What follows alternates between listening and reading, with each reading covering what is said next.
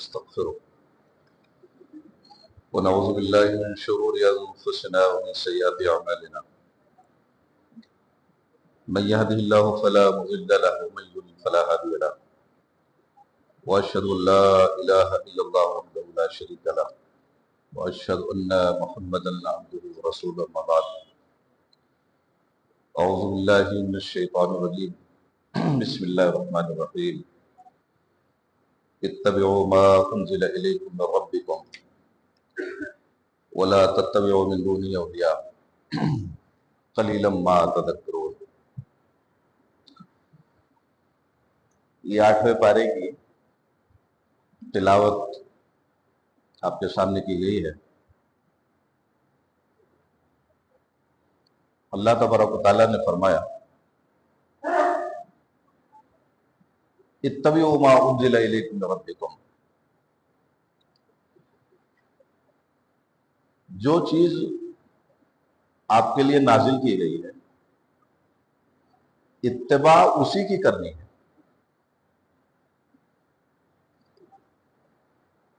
وَلَا تَتَّبِعُوا مِن دُونِهِ أَوْلِيَاءَ،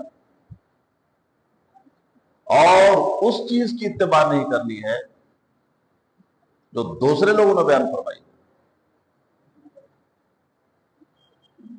راستہ شریعت کا ایک ہے اور وہ راستہ وہ ہے جو اللہ نے قانون بیان کیا، محمد رسول اللہ صلی اللہ علیہ وسلم نے بیان کیا۔ اسی لیے نبی علیہ الصلوۃ نے ایک مرتبہ صحابہ بیٹھے تھے، آپ نے ایک لکیر داہنے کھینچی، ایک بائیں کھینچی، ایک سیدھی کھینچی۔ اس کے بعد آپ نے فرمایا وَأَنَّ هَذَا صِرَاطِي مُسْتَقِيمًا فَاتَّبِعُوهُ وَلَا تَتَّبِعُوا السُّبُلَ فَتَفَرَّقَ بِكُمْ عَنْ سَبِيلِهِ، یہ میرا سیدھا راستہ ہے اور یہی جنت کی طرف جاتا ہے۔ اسی لیے کسی شاعر نے لکھا تھا کہ مسلک توحید پہ سالک چلا جا بے دھڑک، جنت الفردوس کو سیدھی گئی ہے یہ سڑک۔ یہ جو سیدھا راستہ ہے جو اللہ نے بیان کیا، محمد رسول اللہ صلی اللہ علیہ وسلم نے بیان کیا، یہ جنت میں جانے کا راستہ ہے۔ لہذا آدمی کو بہکنا نہیں چاہیے۔ شریعت کے کسی مسئلے میں آدمی الجھ جائے تو مسلک نہ دیکھتے ہو یہ دیکھنا چاہیے اللہ نے کیا فرمایا اور اس کے نبی نے کیا فرمایا، یہی مسئلہ حل ہو جاتا ہے۔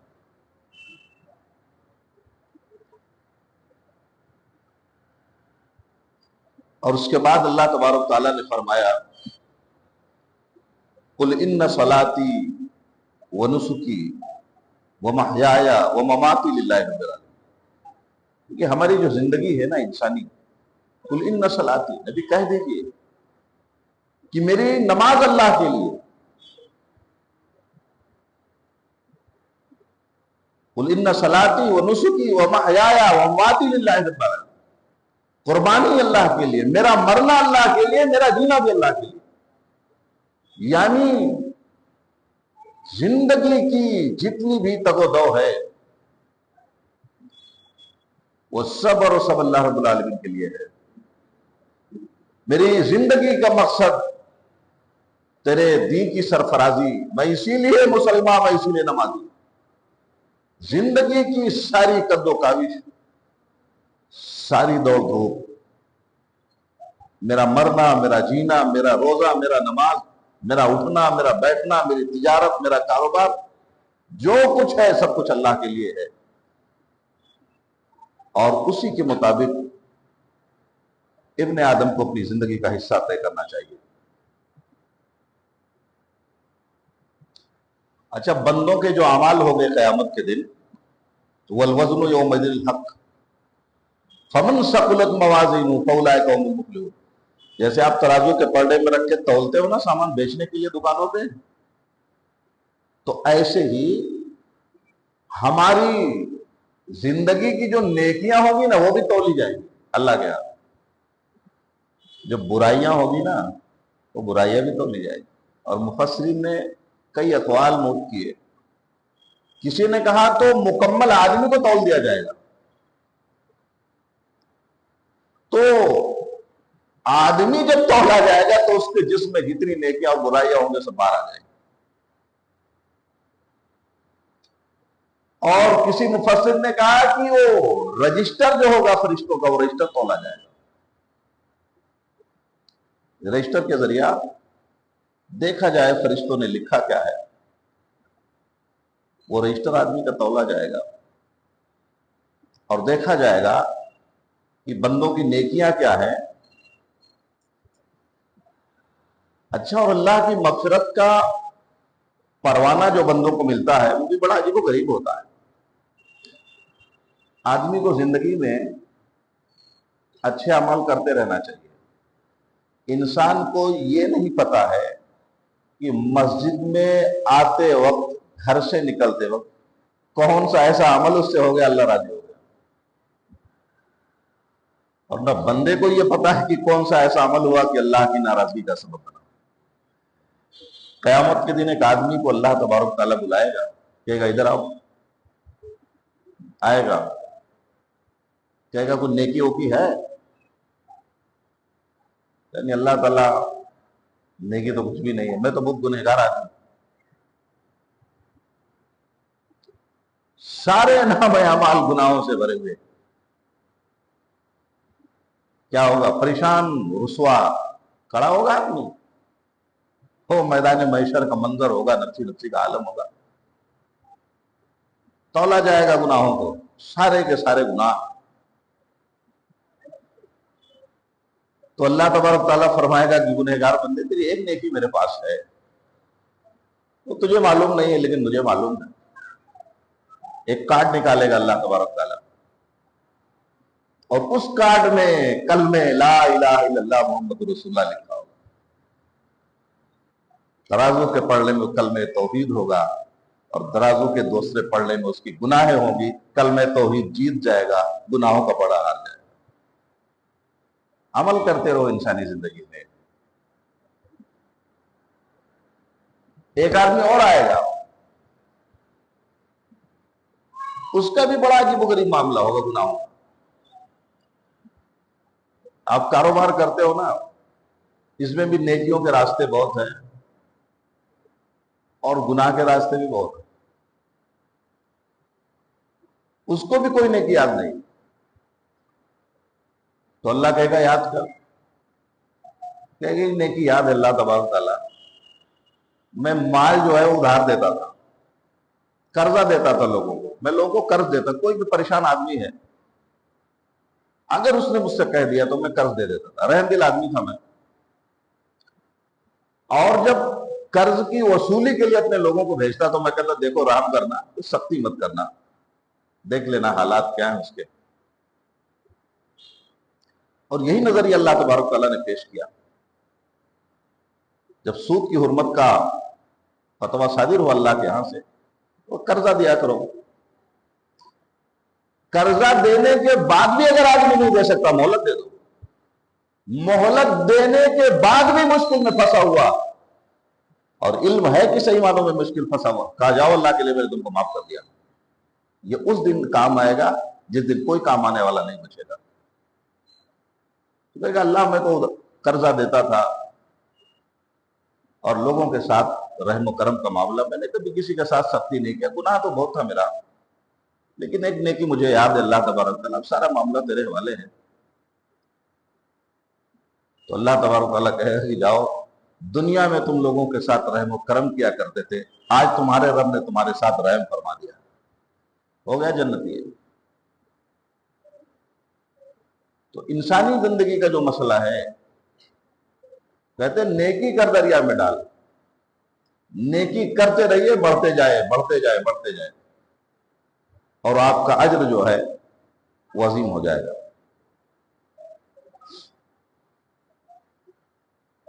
اچھا، آدمی جو ہے لباس کس لیے پہنتا ہے؟ ہمارے آپ کے بدن پہ جو لباس ہوتا ہے،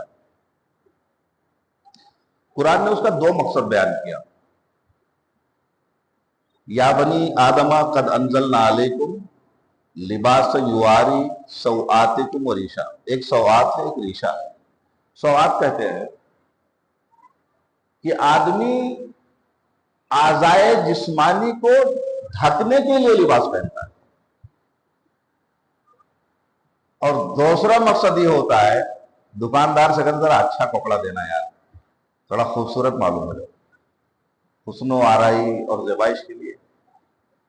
तो पहली जरूरत बदन को ढकने के लिए होती है, और दूसरी जरूरत अच्छा और भला और खूबसूरत लगने के लिए। अल्लाह ने मना नहीं किया। वो लिबास तकवा ज़ालिका खैर, कहा ठीक है लेकिन तकवा का लिबास इस्तेमाल किया करो, इसमें तुम्हारे लिए भला है। तुम्हारे लिबास से घमंड का एहसास नहीं होना चाहिए, तकब्बुर की बू नहीं आनी चाहिए। मैंने बहुत महंगे कपड़े पहन लिए, कोई पॉलिस्टर में है तो उसके सामने बयान नहीं होना चाहिए। आपके जूते बहुत कीमती हैं, किसी कमजोर आदमी के सामने तस्करा नहीं होना चाहिए। और ये एहसास जब आपके अंदर पैदा होगा तो वही तकवा का लिबास अल्लाह आपको जन्नत में पहनाएगा। तो लिबास की जो जरूरत है और इंसानी जिंदगी में जो हमारा इस्तेमाल है, उसका इस्तेमाल हमारा आपका तकवा की बुनियाद पर होना चाहिए।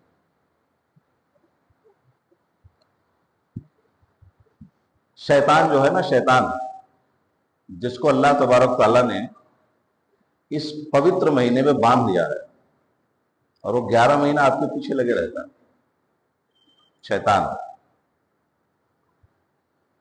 तो शैतान, हालांकि एक शैतान खुला हुआ है, ये जो मोबाइल है ना, ये मोबाइल, ये उसका बड़ा शैतान है, ये उसका बाप है।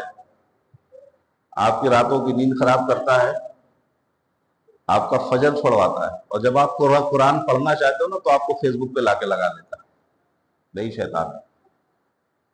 तो वो शैतान तो बांध दिया गया, ये बड़ा वाला खुला हुआ है, इससे आपको लड़ना है पूरे रमजान जंग। ये जो मोबाइल का फितना है जो हमारे बच्चों के ज़हनों कुलूब में पेवस्त करके उनको खराब कर रहा है। तो शैतान ने आपके बाप हजरत आदम को जन्नत से निकलवाया, और उसकी कोशिश यह है कि हजरत आदम की औलाद जन्नत में न जा सके। लायतनकुम शैतान कमा अखरज अबवैकुम मिनल जन्नति यंज़िउ अन्हुमा लिबासहुमा लियुरियुहुमा सवातिहुमा। जन्नत से निकलवाया ही नहीं था, हजरत आदम अलैहिस्सलाम को इतना बहकाया, इतना बहकाया। एक आदमी जन्नत में सैर कर रहा है, जन्नत की सारी आराइशें, आसाइशें। कहा कि सुनो आदम, ये अल्लाह तबारक ताला ने जो तुमसे कहा है, एक दरख्त था, तो अल्लाह तबारक ताला ने कहा था कि आदम वला तक़रबा हाज़िहि शजरता फतकूना मिनज़ ज़ालिमीन, देखो उस दरख्त के करीब मत जाना, मैंने तुमको मना किया। क्या पूरी जन्नत तुम्हारे लिए है। और वही शैतान ने बरगलाया, कहा अल्लाह ने इसलिए कहा है कि जन्नत का फल खा लोगे तो कभी जमीन पे उतारे नहीं जाओगे, और तुम फरिश्ते बना दिए जाओगे, हमेशा हमें जन्नत तुम्हारा मस्कन हो जाएगा। तो अल्लाह तबारक तआला चाहता है कि तुम, और झांसे में आ गए, और नतीजा क्या हुआ, जन्नती लिबास तक अल्लाह तबारक तआला ने छीन लिया। कहा उतर जाओ जमीन पर, जन्नत में रहने के लायक नहीं। तो आदम अलैहिस्सलाम जब जमीन पे उतार दिए गए, तो शैतान ने कहा था कि अल्लाह तबारक तआला, मैं तेरे बंदों को गुमराह करूंगा, मैं आगे से भी आऊंगा, पीछे से भी आऊंगा, दाहिने से भी आऊंगा, बाएं से भी आऊंगा, हर चार जानिब तेरे बंदों को जब तक मैं गुमराह नहीं कर दूंगा, मैं उसे छोड़ने वाला नहीं हूं। तो अल्लाह तबारक ताला ने कहा कि मैं देखना चाहता हूं कि मेरी रहमत ज्यादा है या तेरा बहकावा ज्यादा है। तू बहकाएगा, मेरा बंदा मेरे पास आएगा, मैं उसे माफ करता रहूंगा। ये अल्लाह तबारक ताला की बंदों के साथ मोहब्बत थी। और जो लोग नहीं मानेंगे, हम तेरे रास्ते छूने लगा देंगे। तो शैतान हर आदमी की जिंदगी में लगा हुआ है, और जन्नत से निकलवाने के लिए लगा हुआ है। आपको रोजा तोड़वाने के लिए लगा रहता है। रात में आप सोओगे, सुलाता रहेगा, शहरी मत खाओ, जाने दो, जहनो दिमाग में वसवसे डालते रहता है। अरे तरावी क्या पढ़ोगे, कई दिन तो पढ़ लिए, ये वसवसा है।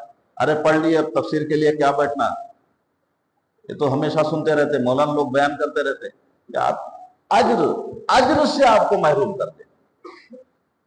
وہ شیطان آپ کا اجر چھیننے پہ لگا ہوا ہے، لہذا شیطان سے آپ کی جنگ ہے۔ اور تکبر بھی اسی نے کیا تھا، جب اللہ تبارک تعالیٰ نے کہا تھا کہ آدم کو سجدہ کر تو کہا کہ نہیں، وہ تو خاک سے بنا ہوا ہے، میں تو مٹی سے بنا ہوا ہوں۔ حضرت آدم علیہ السلام یہ وہ شخصیت جس کو اللہ نے اپنے دونوں ہاتھوں سے حضرت آدم کو بنایا تھا، مٹی خود گوندھی اللہ تبارک تعالیٰ نے، اور اپنے محترم ہاتھوں سے اللہ تبارک تعالیٰ نے حضرت آدم کو بنایا تھا۔ اور اس حضرت آدم کو جب سجدہ کرنے کی باری آئی تو شیطان نے کہا نہیں، میں تو اس سے محترم ہوں، میں آدم کو سجدہ کہاں سے کر سکتا، اور اللہ تبارک تعالیٰ کی بارگاہ سے بھگا دیا گیا۔ اور اس کی اچھائیاں جو تھی اس کا شمار فرشتوں میں ہونے لگا تھا، یہ شیطان کا شمار فرشتوں میں تھا، اس کی پول کب کھلی؟ جب سجدہ نہیں کیا تو اللہ تبارک تعالیٰ کا نکل جاؤ۔ قال ربنا ظلمنا انفسنا وان لم تغفر لنا وترحمنا لنكونن من الخاسرین۔ اور حضرت آدم علیہ السلام نے اللہ تبارک تعالیٰ سے اپنے گناہوں کی معافی مانگی کہ اللہ معاف نہیں کرے گا، میں خسارے میں پڑ جاؤں گا۔ تو انسان کا معاملہ کیا ہوتا ہے کہ جب غلطی ہو جائے تو اللہ سے گناہوں کی معافی مانگ لیا کرے، شیطان کبھی غلطیوں کی معافی نہیں مانگتا، لہذا آدم کے راستے پہ چلو، شیطان کے راستے پہ مت چلو، گناہ ہو جائے معافی مانگ لیا کرے۔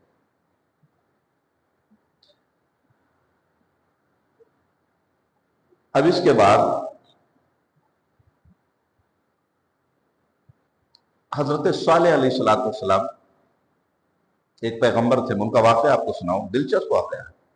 هذه ناقۃ اللہ لکم آیۃ فذروها تاکل فی ارض اللہ ولا تمسوها بسوء فیاخذکم عذاب قریب۔ یہ پیغمبر تھے، تو جب یہ گئے سمجھانے کے لیے کہ بھیا میری بات مانو، میں اللہ کا بھیجا ہوا پیغمبر ہوں، شرک مت کرو، توحید پہ گامزن ہو جاؤ، تو انہوں نے کہا میں مانتا ہی نہیں کہ تم پیغمبر ہو، پیغمبر ماننے سے انکار کر دیا۔ اب مانو گے کیسے؟ کہا یہ جو پہاڑ دکھ رہا ہے، پہاڑ، اس پہاڑ سے ایک اونٹنی نکال دو، اپنے اللہ سے کہو اس پہاڑ سے ایک اونٹنی نکال دے، میں تمہیں پیغمبر مان لوں گا۔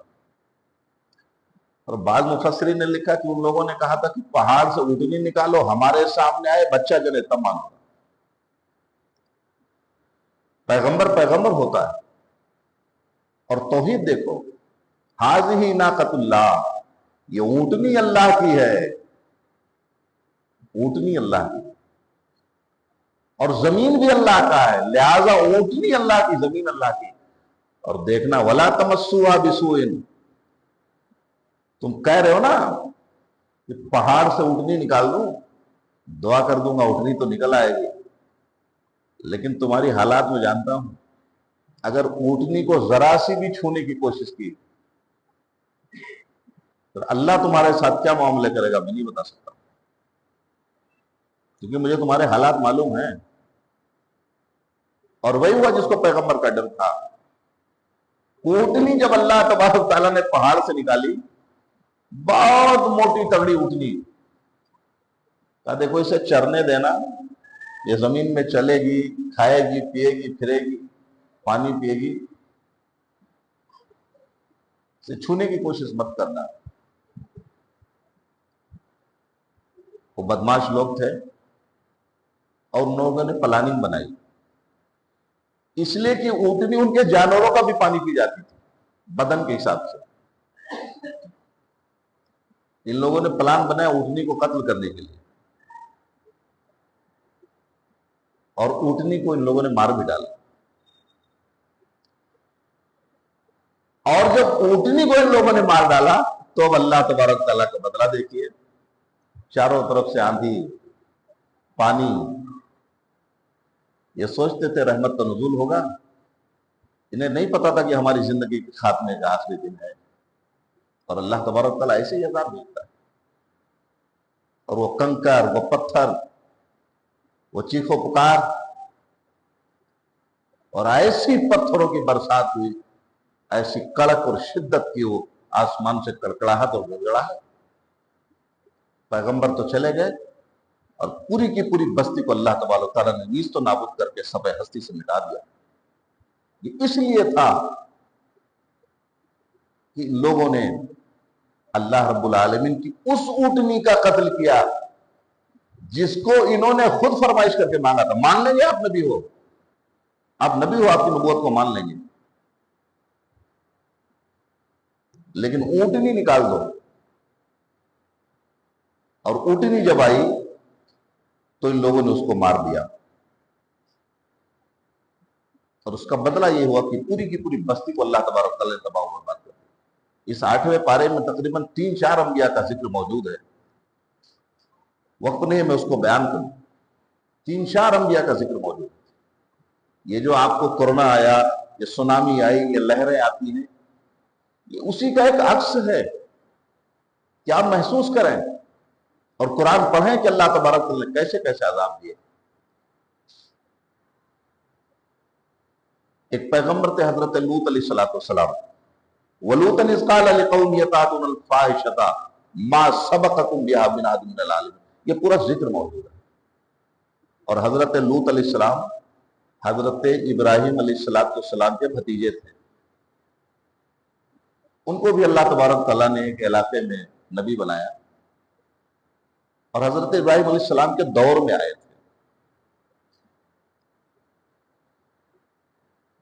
ان کی بھی قوم کے لوگ بڑے بدماش تھے، اور ان کی بدماشی یہ تھی، اور سب سے بڑا گناہ عظیم یہ تھا کہ عورتوں کو چھوڑ کے اپنی خواہشات کو نوجوان لڑکوں سے طے کرتے تھے۔ ان کو عورتیں پسند نہیں تھی، مرد ڈھونڈتے تھے۔ اور وہی گناہ آج ہماری اس دنیا میں نہ جانے کتنے ممالک ایسے ہیں جنہوں نے ہم جنس پرستی کا قانونی جواز دے دیا ہے، اور یہی وہ لوگ ہیں جنہوں نے عذاب کے راستے اللہ تبارک تعالیٰ کی طرف سے کھلوا دیے۔ یہ مرد ڈھونڈتے تھے، ہم جنس پرستی، تو یہ ہزاروں سال کی پرانی تاریخ ہے یہ گناہ، اور حضرت لوط علیہ السلام کی قوم والوں نے کیا۔ اور اتنے بدماش لوگ تھے، میں آپ کو بتاؤں کہ ایک مرتبہ کچھ فرشتے آئے ملنے کے لیے، اس میں حضرت جبریل بھی شامل تھے، انسانی شکل میں ہماری آپ کی طرح آئے تھے حضرت لوط علیہ السلام کے، اور بڑے خوبصورت، لہیم شہیم، لمبے تڑنگے خوبصورت۔ انہیں نہیں پتا تھا یہ فرشتے ہیں، اور حضرت لوط علیہ السلام کو بھی نہیں پتا فرشتے ہیں۔ اور یہ ساری بستی کے لوگ پہنچ گئے، کہا ان کو ہمارے حوالے کر دو، ہم اپنی خواہش پوری کریں گے۔ اب پیغمبر پریشان کہ ارے تم اتنے ظالم اور نکمے ہو، تم یہ گناہ کرنا چاہتے ہو۔ مہمان تھے، مہمان کی عزت اور تکریم ہوتی ہے، پیغمبر کو بھی نہیں پتا یہ اللہ کے بھیجے ہوئے فرشتے ہیں۔ کہہ رہے کون بچائے گا ان کو، کون ہماری مدد کرے گا؟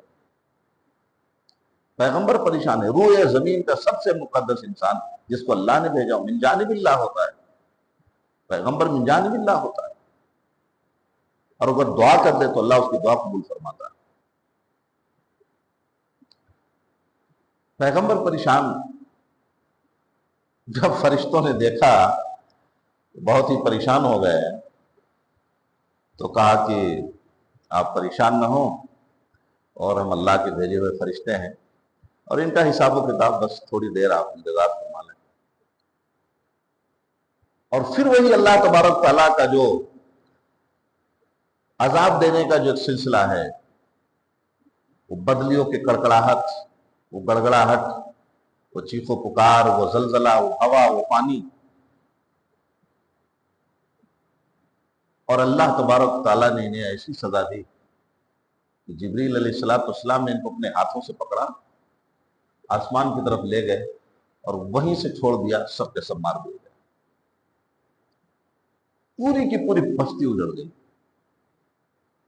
کوئی دیکھتا تو کہتا یہ وہی لوگ ہیں جو کل تک زندہ تھے، اس زمین پہ سلامت تھے، چل رہے تھے، پھر رہے تھے، کھا رہے تھے، گنگنا رہے تھے، کاروبار کر رہے تھے۔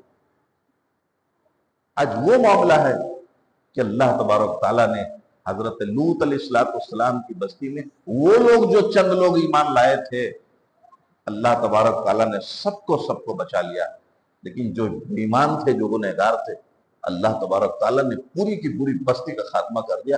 آسمان کی طرف جبریل علیہ السلام کے 600 پر ہیں، آسمان و زمین کے بیچ میں نبی علیہ السلام نے ان کو دیکھا تھا، غار حرا کی رات میں جب قرآن مجید کی تلاوت کر رہے تھے، وہ آسمان سے پاؤں رکھے تو نیچے پہنچ جاتا، من جانب اللہ ہے۔ اور یہ فرشتوں کی ڈیوٹی ہے جو لگے ہوئے، آپ یہاں بیٹھے ہو نا، یہ آپ کے نام اندراج ہو رہے ہیں کہ اللہ تبارک تعالیٰ یہ وہ لوگ ہیں جنہوں نے عشاء کی فرض نماز پڑھی، 8 رکعت تراویح پڑھی، اور تراویح جو تو نے قرآن مجید عربی میں جس کا نزول فرمایا تھا، یہ بیچارے نہیں سمجھ پائے تو مولوی آیا تھا اردو میں سمجھا کے دے گیا، انہوں نے اس کو بھی سنا۔ فرشتہ نوٹ کرتے رہتے، اور مجلسوں میں بیٹھنے والے کو یہ فرشتے ڈھونڈتے رہتے ہیں اللہ کی مجلس کہاں لگی ہے، جہاں دین اسلام کی باتیں ہو رہی ہیں، فرشتے جا کے رپورٹ پیش کرتے ہیں، اللہ تبارک تعالیٰ فلاں فلاں جگہ بندے تیرا قرآن سن رہے ہیں، تیرا حدیث رسول تیرے نبی کی سن رہے ہیں۔ بندے مانگ کیا رہے ہیں؟ اللہ تبارک تعالیٰ تجھ سے جنت مانگ رہے ہیں، مغفرت کی دعا مانگ رہے ہیں۔ اللہ فرشتوں سے کہتا ہے فرشتوں گواہ رہنا، جاؤ کہہ دو اس مجلس میں بیٹھے ہوئے تمام لوگوں کو میں نے مغفرت کر دی۔ تو آپ وہ لوگ ہو جو بیٹھتے ہو اور جو نہیں سمجھ میں آیا وہ کلام عربی کا، وہ اردو میں آپ سمجھتے ہو، اور وہی اللہ کا کلام جو منزل من اللہ ہے جو آپ کو سمجھنے کے لیے آیا تھا۔ اللہ تبارک تعالیٰ سے دعا ہے اللہ تبارک تعالیٰ ہمیں ایمان، عمل اور سلامتی کی توفیق عطا فرمائے۔ آمین وآخر دعوانا ان الحمدللہ رب العالمین۔ السلام علیکم ورحمۃ اللہ وبرکاتہ۔